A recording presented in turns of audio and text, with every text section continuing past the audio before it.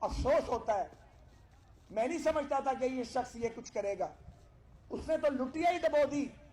اس نے اپنے ووٹرز کی توہین کی. لوگ سمجھتے تھے یہ تبدیلی لائے گا. وہ تبدیلی کے نام پہ فراڈ تھا, بہروپ تھا, حقیقت کچھ اور تھی.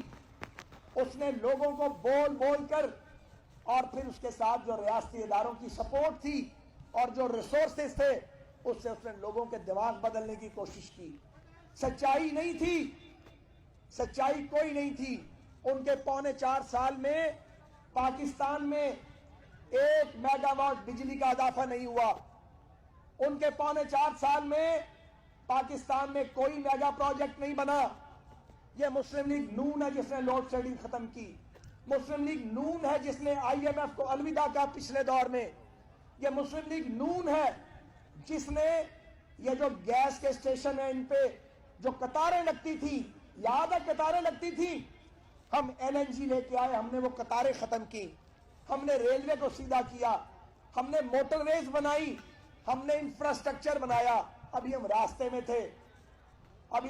میں تھے, ملک کو لے کے آگے بڑھ رہے تھے کہ ملک کو چند ججوں, چند جرنیلوں اور عمران خان کی نظر لگ گئی. ان کا گٹھ جوڑ ہوا. ایک چور تو جیل چلا گیا ہے, باقی چور گھر چلے گئے ہیں.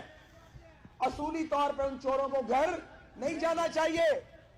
وہ فوج کے جرنیل تھے یا عدلیہ کے جج تھے جنہوں نے نظریہ ضرورت کے تحت فیصلے دیے, جنہوں نے 18 کا الیکشن چوری کیا, جنہوں نے ہم بے گناہوں کو جیلوں میں ڈالا.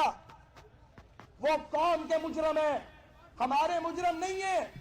انہوں نے چلتے ہوئے پاکستان کو بریکس لگوائی ہیں. یہ نہیں ہو سکتا کہ ان کا ذکر نہ کیا جائے. وہ تاریخ کے کٹہرے میں مجرم بن کے کھڑے رہیں گے اور ان کے منہ کالے رہیں گے. ان کو تاریخ معاف نہیں کرے گی.